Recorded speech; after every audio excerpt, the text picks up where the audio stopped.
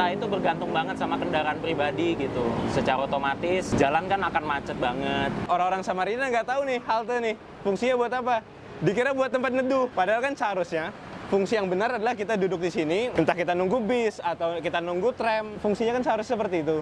Transportasi atau perjalanan itu tidak hanya dilakukan dari depan rumah, naik motor, naik mobil sampai tujuan.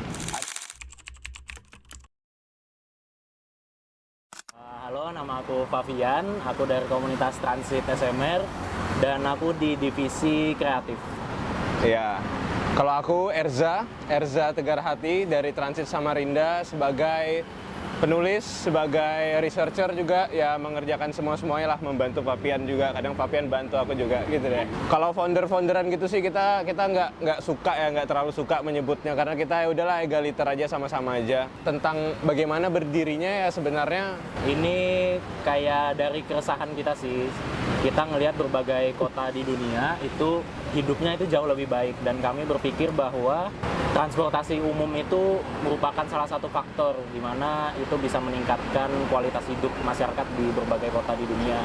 Nah, jadi itu yang pengen kita bawa sebenarnya ke Samarinda. Kita melihat bahwa Samarinda kok dalam hal transportasi kok ini ya belum ada nih perkembangannya. Tapi makin kesini kelihatannya sih makin bagus-bagus aja, dan kita makin kelihatan ya nanti tahun depan ada apa, dan semoga itu berlanjut terus. Kita mau kawal nih, makanya kita bikin Transit Samarinda sebagai kita jalanin fungsi. Kalau kita nyebutnya fungsi ya Bapak ya. Yeah. Kita jalanin itu fungsi edukasi ada. Kemudian kita berharap nanti ketika transportasi umum di Samarinda sudah ada, kita pengen tuh menjalanin yang namanya fungsi advokasi. Jadi kita pengen bisa membantu orang-orang pengguna menyuarakan, oh ini kurangnya ini bagusnya nih, nanti rutenya mohon tolong dong lo bakung rutenya bisa dibanyakin. Nah misalnya begitu, nah kita pengen tuh bisa jadi suara itu. Kualitas hidup itu lebih ke kehidupan sehari-hari sih. Jadi karena nggak ada transportasi umum, kita itu bergantung banget sama kendaraan pribadi gitu. Secara otomatis jalan kan akan macet banget, dan rumah-rumah itu depannya pasti ada parkiran mobil dan lain sebagainya macamnya. Bahkan di tempat-tempat umum kayak taman yang begini, lahan yang bisa digunakan sebagai tempat pohon rindang tambahan itu justru digunakan sebagai tempat parkir gitu. Dan itu berpengaruh banget buat kita, ditambahkan cuacanya makin panas ya. Jadi transportasi umum ternyata ngaruhnya sampai sebegitunya. Kalau kita bicara dalam soal ini, Transum itu sebenarnya bisa diangkat dalam berbagai aspek. Kita bisa bahas sampai paling jauh apa Pak? Kita bisa bahas sampai ke aspek mental health, sampai ke kebahagiaan. Kita bisa sampai situ. Biasanya kan, nah ini, biasanya kan gini. Biasanya kan ketika kita berbicara Transum, kita tuh argumen paling awalnya adalah oh ini kemacetan, Transum sebagai solusi kemacetan, ini sebagai solusi iklim. Sebenarnya kalau kita lihat ini sangat mempengaruhi kehidupan kita di kota, sampai ke kesehatan, sampai ke ekonomi, sampai kebahagiaan.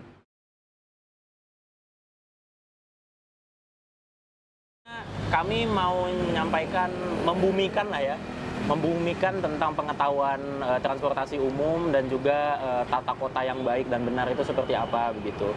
Karena kami merasanya warga Samarinda juga nggak tahu apa itu rasanya transportasi umum yang bagus dan juga inklusif begitu. Jadi kami pengen membumikan pengetahuan itu dulu sih. Nah ini hal yang lucu sebenarnya. Kayak orang-orang Samarinda nggak tahu nih halte nih fungsinya buat apa. Dikira buat tempat interview atau tempat neduh. Padahal kan seharusnya fungsi yang benar adalah kita duduk di sini untuk menunggu, entah kita nunggu bis atau kita nunggu tram atau nunggu kereta ya. Iya, nah, anggaplah ada kereta itu. Itu kan fungsinya kan seharusnya seperti itu. Tapi karena kita di Samarinda, kita belum pernah punya sesuatu yang satu sistem transportasi umum yang benar-benar menggunakan halte. Jadi kita nggak pernah tahu tuh.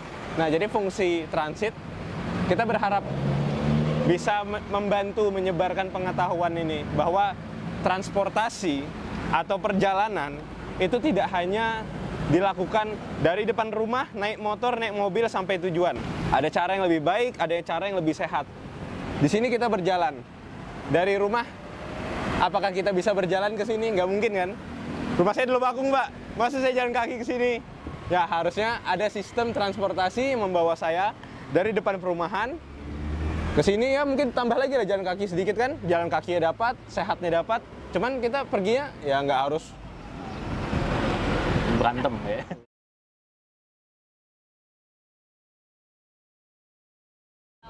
Kalau dari transit sendiri sih kiblat kami di Jakarta ya, karena kami merasa bahwa Jakarta itu sistem transportasi umumnya yang paling realistis untuk diterapkan di Samarinda. Jadi di Jakarta itu ada sistem namanya Jaklingko, di mana itu semuanya terintegrasi, mulai dari kereta, MRT, bahkan sampai angkot begitu. Dan itu kami merasa itu yang paling realistis lah untuk Samarinda. Tapi kalau masalah iri-irian ya harapannya kami bisa transportasi umum itu ya selevel Eropa ataupun selevel Singapura dan lain-lain. Jadi sebenarnya kita tuh kadang membahas transportasi umum itu sebagai sebuah kemewahan kan. Wah, kota ini keren, ada MRT-nya. Kota ini keren, ada bis panjangnya. Tapi sebenarnya harusnya kita lihat bahwa itu adalah sebuah kebutuhan dasar. Itu harus menjadi kebutuhan dasar. Pemerintah menyediakan jalan ini baru setengahnya aja. Kita menggunakan itu kan diserahkan ke kita. Kita harus beli kendaraan, kita harus punya. Itu setengahnya dibebankan kepada kita.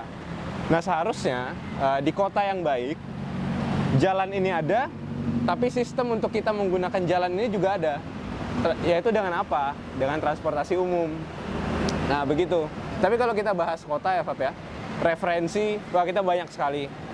Kita banyak sekali dari kota ini, negara ini. Paling dekat Jakarta, ada Singapura, ada KL, kita bisa ke Jepang, kita bisa keluar lagi. Nah, cuman kita sering ya, kita membayangkan gimana ya kalau Samarinda dengan konteks bentuk kotanya yang seperti ini, dengan iklim yang seperti ini. Kita membayangkan gimana ya bentuk terbaik transportasi umum di kota ini nanti. Kita sering tuh membayangkan begitu.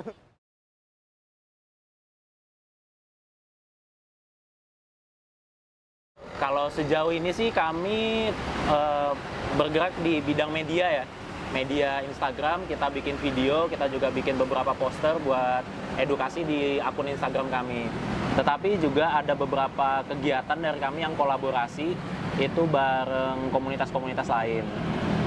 Contohnya kolaborasi paling awal kami bersama The Gap Group, yaitu grup bahasa Inggris ya, grup bahasa Inggris. Jadi di forum itu kami ngediskusiin transportasi umum menggunakan bahasa Inggris gitu ke teman-teman anggota dari Gap Group itu. Dan kami juga sempat ada ngadakan webinar aja ya. Ya, webinar, wah itu bagus banget tuh kemarin bisa dapat narasumbernya. Ya, jadi kami ngadain webinar bersama Cecur dan juga Transport for Jakarta ya kemarin. Ya, ada Mas Yasin dari Transport for Jakarta, ada Bu Elisa dari Rujak. Itu ke dalam isu ini, itu mereka berdua dan teman-teman yang lain tuh sudah. Nah, jadi kita senang banget kemarin bisa ngundang. Dan nanti juga ada kita insya Allah exhibition, kita mau bikin eksibisi fisik. Dan nanti masih banyak lagi sih kita yang ada di konsep kita masih banyak. Kita mau jalan-jalan, ada.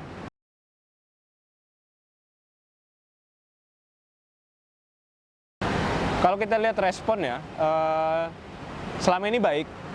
Dan ini yang kita sadari ternyata, sebelum ada transit, sebenarnya keresahan masyarakat tentang isu ini itu sudah ada. Tetapi ini dia belum ada yang mewakili suara ini. Jadi ketika transit berdiri, wah kita banyak sekali dapat komentar, dapat message, dapat pesan, support lah. Gimana nih Kak, gimana caranya kita bisa bantu, gimana cara kita bisa kerjasama, dan ya ini yang mengantarkan kita sampai di titik sekarang, dan semoga proyeksinya makin hari makin bagus ya, kita bisa makin terlibat. Mungkin beberapa pesan juga kami highlight sih, kayak ternyata kami dapat pesan di Instagram kami kayak akhirnya movement ini ada gitu. Setelah sekian lama akhirnya ada teman-teman yang ngobrolin ini, dan mereka ngedukung banget lah konten-konten kami gitu.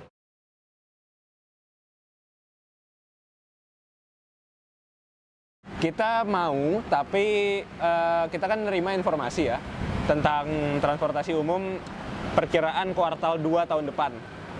Nah, jadi kita menunggu itu aja dulu. Menunggu itu dulu, kemudian kita lihat ya gimana nih cocoknya. Karena kita kalau sama pemerintah nih, kita nggak usah panjang-panjang, kita mau efisien aja. Kita harus nunjukin, kita nggak mau lagi nih budaya-budaya asal bapak senang gitu-gitu. Kita mau efisien. Begitu.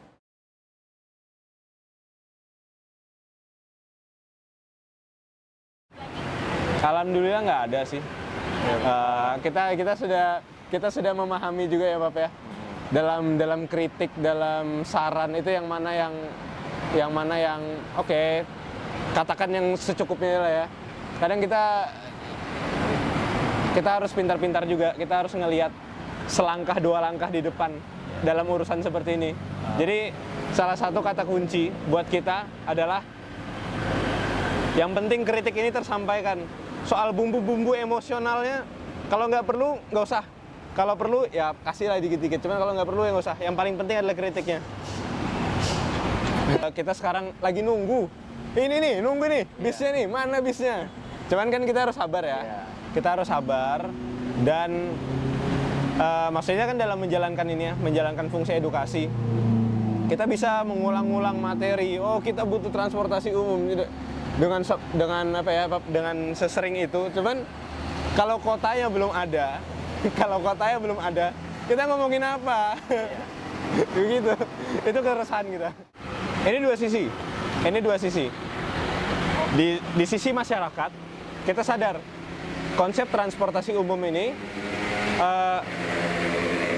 antara tidak tahu dan tahu. Nggak ada tuh orang-orang yang secara umum ya Pak, secara umum kayaknya belum tahu deh. Iya. Ya kan? Kita kan bergaulnya dengan yang tahu, jadi kita mikir oh semua orang udah tahu. Sebenarnya kan kalau kita lihat secara umum, ya memang belum tahu. Halte ini gimana sih, kita harusnya berdiri di halte sini nih. Nunggu 15 menit atau 10 menit. Banget lah ya. Masyarakat secara umum ya. Dalam konteks masyarakat, itu menjadi PR kita buat membantu memfamiliarkan konsep ini. Kemudian secara sistem, kita percaya, transit percaya, masa depan transportasi adalah transportasi umum ya. Iya. Cuman ini loh, kapan? Ini pertanyaan kapannya. Kalau di Jakarta sudah terjadi, developmentnya kita bisa ramalkan. Oh, MRT tahap 2, MRT tahap 3. Di kota-kota lain, di negara lain seperti itu. Nah, kalau di Samarinda, karena kita belum ada kelihatan sama sekali, kita masih berharap. Apakah nanti bis ada? Jelas ada. Tetapi semoga komitmennya tuh jalan terus. Ya. Kita tentu dong, kita nggak bisa dong berharap, oh ini tahun depan bis rilis langsung 10 jalur. Lobakung sama mana? Sama Sambutan langsung terhubung satu jalur, ya nggak bisa. Tetapi yang paling masuk akal adalah kita berharap pemerintah kota, pemerintah provinsi, komitmennya ada terus, berjalan terus, continue dalam pengembangan ini, pengembangan jalur, pengembangan interval, headway, dan sebagainya. Ya, intinya kita pengen tahu ke depannya ini mau dibawa kemana gitu lah Transrum ini, tahap-tahapnya itu seperti apa, dan dari pemerintah akan melakukan apa, masyarakat melakukan apa, dan komunitas-komunitas kayak kami, peran kami apa di situ. Ya, jangan sampai tapi kita percaya mudahan enggak. Jangan sampai nih bis sekali rilis gunting pita sudah 5 tahun ke depan nggak ada perkembangan, jalur ini nggak ada lagi ini. Nah, itu yang kita takutkan. Tapi semoga aja enggak deh. Iya.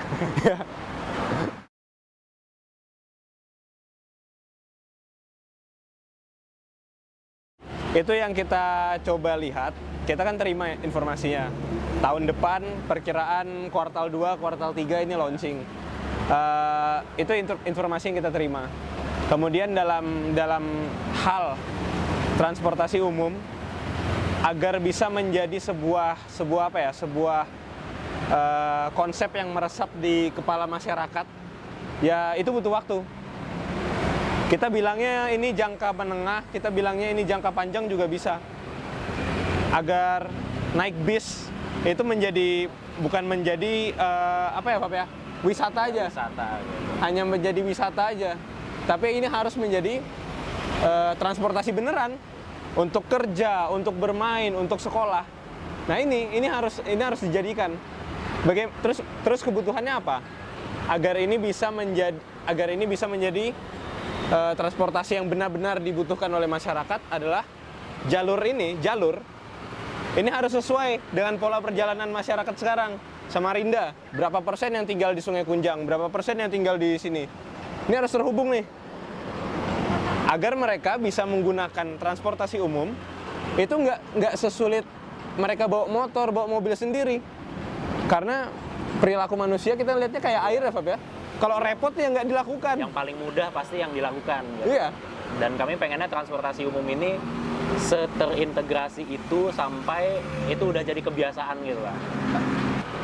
Kalau dibilang Samarinda jalanannya kecil, apa berarti nggak boleh ada bisnya? Enggak. Ya bisnya disesuaikan ukurannya.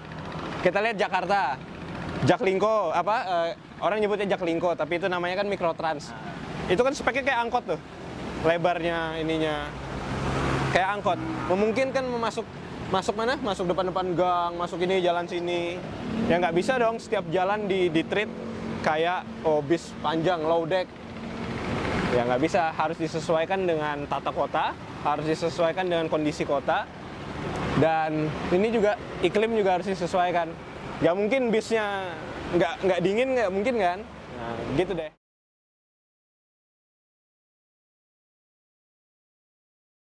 Kalau masyarakat sih harapannya ketika bis atau transportasi umum itu ada ke depannya, kita coba aja dulu dan itu dicatat aja lah kekurangannya apa dan dievaluasi, karena pemerintah juga nggak bisa langsung ada dan langsung bagus gitu kan. Jadi kita bareng pemerintah lah, jangan dilawan terus gitu, jangan dimusuhin terus. Intinya kita sama-sama gerak gitu ya, transportasi umum ini. Ya, tapi dari sisi pemerintah juga harus aktif mendengar, telinganya harus dipasang. Oh, kita butuh rute ini nih, tolong dong rute ini. Atau, Mas, ini bisnya terlalu lama nih, masa setengah jam sekali, tolong dong. Kita harapkan yang seperti itu terjadi secara sangat minimal, kalau bisa tidak terjadi itu, yang di Samarinda, seperti itu.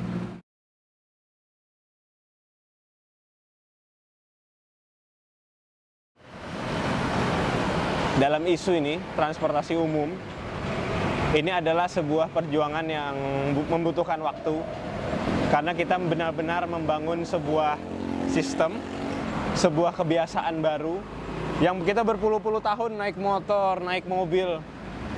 Kita mulai tuh transisi. Apakah nanti masa depan kota Samarinda 100% transportasi umum? Perjalanannya enggak juga. Tapi masa depan transportasi menurut kita adalah opsi. Saya mau pergi sekolah, anak saya mau pergi sekolah, mau diantar bisa, tapi kalau nggak bisa diantar, ya bisa mandiri. Naik bis mandiri, naik kereta mandiri, itu yang kita inginkan. Nah sekarang, untuk mewujudkan itu, masyarakat, pemerintah, ini harus sama-sama nih. Telinganya jalan, kepalanya jalan, mulutnya jalan. Nggak boleh nggak ada yang jalan nih.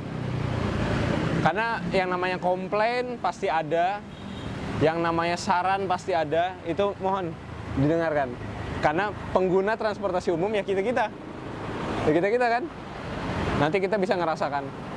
Nah, nanti sesama komunitas, kita bisa dong bekerja sama.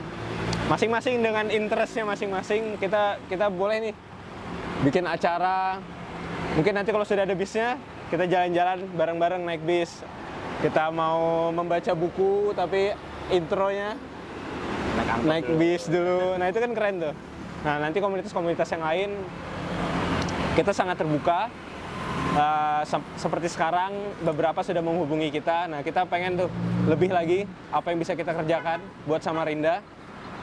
Biar ya enak lah Pak ya, kita rasanya bisa memberikan yang lebih dengan kapasitas kita masing-masing sebagai masyarakat sipil biasa aja ini, yang biasa aja untuk membantulah memajukan Samarinda.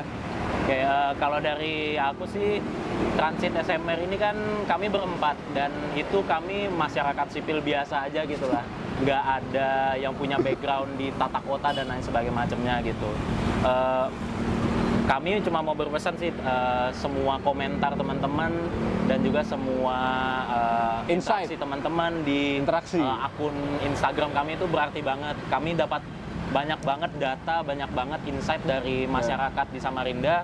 Oh ternyata angkot di daerah ini itu dari tahun ini ke ini berkurang banget loh. Dan itu data itu kami terima dan kami apresiasi banget, dan itu cukup berarti buat kami dan apa ya, sangat membantu banget lah buat kami gitu. Jadi buat masyarakat kami terbuka banget untuk menerima data-data seperti itu, karena kami juga sebagai komunitas juga sangat terbatas sih, kan kota ini juga luas gitu sih. Jadi open aja lah untuk interaksi sama kami. Banyak sekali yang sudah kita terima. Awal-awal kita cari data, sekarang kadang data yang datang ke kita. Nah begitu tuh. Ini kolaborasi yang sangat menyenangkan melihat kota ini, wah hidup ya, komunitasnya, sesama komunitas hidup, saling peduli. Tujuannya sama, kita pengen Samarinda lebih baik lagi kualitas hidupnya. Ada yang satu kita ingin tamannya lebih bagus lagi. Ada yang satu kita ingin bisa berjalan kaki lebih enak lagi. Nah kita ingin transportasinya lebih bagus lagi supaya kegiatan-kegiatan tadi bisa lebih enak dijalaninnya.